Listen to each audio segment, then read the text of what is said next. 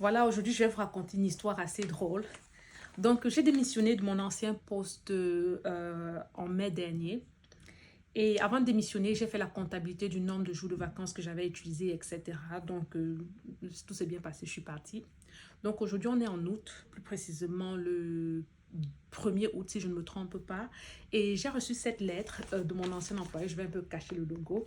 Et cette lettre date du 28 juillet de cette année-ci. Et dans la lettre, mon ancien employeur m'explique, je vous précise que mon ancien employeur, c'est peut-être la deuxième, si ce n'est la première plus grosse compagnie pharmaceutique au monde.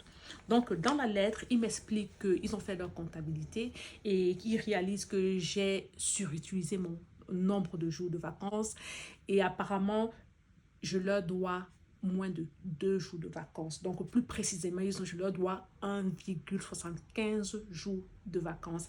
Et pour ça, ils me disent qu'ils m'ont surpayé et le montant brut s'élève à 1 338,90 $ et le montant net qu'ils m'ont payé après les déductions des taxes, etc., s'élève à 875,64 $.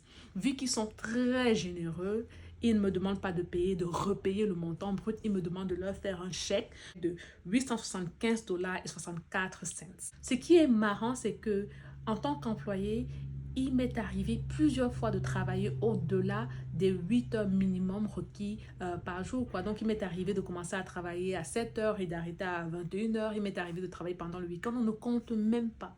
On ne compte même pas le nombre de temps qu'on leur donne.